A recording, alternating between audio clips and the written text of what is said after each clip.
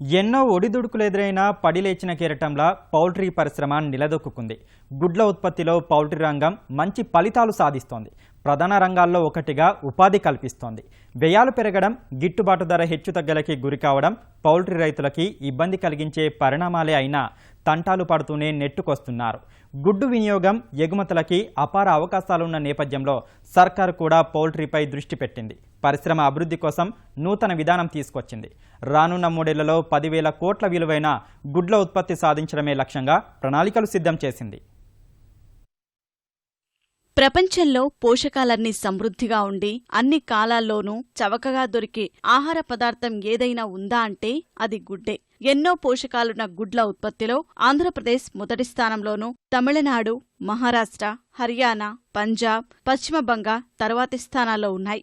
ఏటా గుడ్ల ఉత్పత్తిలో సగటున 20% పైగా వృద్ధి నమోదవుతోంది. రాష్ట్ర లెక్కల ప్రకారం 2014లో 1,300 కోట్ల గుడ్ల ఉత్పత్తి జరిగితే 2015లో 1,400 కోట్ల గుడ్లు ఉత్పత్తి అయ్యాయి. ఈ ఏడాది 1,700 కోట్ల గుడ్ల ఉత్పత్తి జరుగుతుందని ప్రభుత్వం అంచనా వేస్తోంది. అత్యధికంగా గుడ్లు ఉత్పత్తి చేస్తున్న జిల్లాల్లో ఉభయ గోదావరి, కృష్ణా, గుంటూరు, చిత్తూరు, విశాఖపట్నం జిల్లాలు ఉన్నాయి. ఈ 6 జిల్లాల్లోని పౌల్ట్రీ పరిశ్రమలే 80% పైగా ఉత్పత్తి సాధిస్తున్నాయి. అయితే రాష్ట్రంలో గుడ్ల ఉత్పత్తి పెరిగినా ఆ మేరకు వినియోగం పెరగలేదని పరిశ్రమ వర్గాల ప్రతినిధులు చెబుతున్నారు. గుడ్ల ఉత్పత్తి పెరుగుతుందండి. అది సంవత్సరానికి ఇంక్రీజ్ అవుతుంది. రైతులు కష్టపడి దానిలో కష్ట నష్టాలు చూస్తా కూడా ఉత్పత్తి చేస్తున్నారు.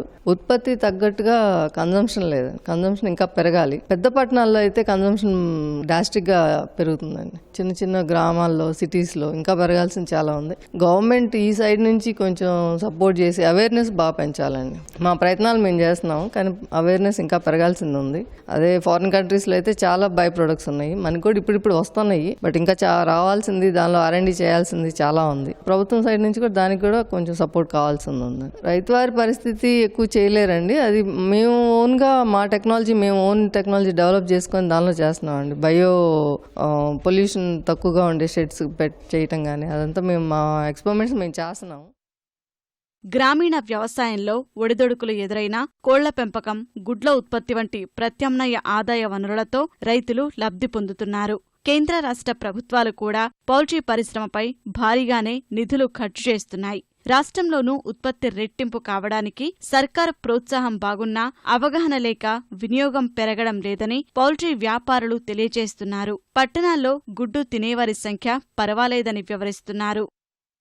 ఇప్పుడే లేయర్ సెక్టారు సమస్యల నుంచి బయటకు వస్తుంది. రాష్ట్రంలో కొదన్న బాబంటం, సోయా రేటు తగ్గడం, కొంచెం రైతులందరూ హ్యాపీగా ఉండటం వల్ల మాకు కూడా కొంచెం సానుకూల వాతావరణం అర్థమవుతుంది. దాని తగ్గట్టుగా కన్జంప్షన్ కూడా విపరీతంగా పెరుగుతుంది అనుకుంటున్నాం మేము. మరి యూత్ బాగా తింటున్నారు, చదువుకున్నాడు బాగా తింటున్నారు. ఎల్లో చాలా మంచిది హెల్త్ గానీ వరల్డ్ వైడ్గా అందరికీ అర్థమైంది. పండగ పూట కూడా గుడ్డు తినొచ్చు, పాలు లాంటిది, ఇది నాన్ వెజ్ కాదు అనేది అందరికీ అర్థమైంది. వీటన్నిటి ప్రభావం 140 కోట్ల మంది జనంలో ఒక గుడ్డు తిన్నా కూడా అది ప్రొడ్యూస్ చేయాలంటే ఆంధ్రాలో అయితే కనీసం 2 డిజిట్ గ్రోత్ అయితే రావాల్సిందే. ఈ సంవత్సరం వచ్చిద్దని ఎక్స్పెక్ట్ చేస్తాం. గుడ్లు ఉత్పత్తి ఆంధ్రాలో ఎప్పుడైనా నెంబర్ 1 మన మొదటి నుంచి కూడా ఆంధ్రప్రదేశ్ ఇండియాలోనే. రైతులు కూడా చాలా ఎనర్జెటిక్గా ఉండారు. ఈ సంవత్సరం మంచి గ్రోత్ వచ్చిందని ఎక్స్పెక్ట్ చేస్తాం. స్కూల్స్లో అయితే బాగా గవర్నమెంట్ కూడా ప్రోత్సహిస్తుందండి ఈ మధ్య. అన్ని గవర్నమెంట్స్, అన్ని స్టేట్ గవర్నమెంట్స్ కూడా. దానివల్ల పిల్లలకి లాభం, గవర్నమెంట్కి కూడా హ్యాపీగా ఉంది. చిన్న దేశాల్లోని ప్రజలు సైతం ఏడాదికి 300కి పైగా గుడ్లు వినియోగిస్తున్నారు. ప్రతి మనిషి ఏడాదికి 180 గుడ్లు తినాలని జాతీయ పోషకార సంస్థ సూచిస్తున్నా మన దేశంలో మాత్రం సగటున తలసరి గుడ్డు వినియోగం 60కి మించి పెరగడం లేదు. ముఖ్యంగా గ్రామీణ ప్రాంతాల్లో ఈ సంఖ్య చాలా తక్కువగా ఉంది. ఇలాంటి పరిస్థితుల్లో ప్రజల్లో గుడ్డు వాడకంపై అవగాహన పెంచేలా ఎగ్మేళా, సదస్సులు, కార్యక్రమాలు నిర్వహించాలని నిపుణులు కోరుతున్నారు. అలాగే ప్రస్తుత రాయితీలు, ప్రోత్సాహాలు పెంచి ఉత్పత్తి, ఎగుమతులకి ఊపు తేవాలంటున్నారు. కానీ ఇప్పుడున్న పరిస్థితుల్లో new expansions are very rare. మా as for Guntur is concern only కనిగిరిలో ఒక 60,000 రావడానికి అవకాశాలు ఉన్నాయి expansion. Out of 34 lakhs. So 60,000 is nothing. Karnataka అంటే మన దగ్గర నుంచి పోయిన వాళ్ళు కర్ణాటకలో ఆల్రెడీ హాస్పిటల్ ఉంది, బళ్ళారు ఉంది. అక్కడ ఉన్న ఫార్మర్స్ అందరూ కూడా ఇక్కడి నుంచి పోయిన వాళ్ళే. రఫ్లుగా 58 వరకు వచ్చింది పర్ క్యాపిటల్ కన్జంప్షన్. దాంట్లో కొంతమంది తిన్నోళ్ళు 2 తినవచ్చు, తినోళ్ళు 1 అసలు తినకపోవచ్చు. ఏదైనా మన consumption and compare to other countries తీసుకుంటే మనం చాలా తక్కువలో ఉన్నాం. Smallest country in the world తీసుకుంటే మీరు మెక్సికోలో 365 eggs for 365 days లో తింటారు. The importance of the egg and the nutritive values చెప్పగలిగి దాంతో ఇంప్రూవ్మెంట్ చేయగలిగితే కన్జంప్షన్ పెరగడానికి అవకాశం ఉంటుంది. బెస్ట్ న్యూట్రిషన్ ఫుడ్, కల్తీ లేని న్యూట్రిషన్ ఎగ్గే కాబట్టి సో అది ప్రోత్సహించడానికి అందరూ ప్రయత్నం చేయాలి.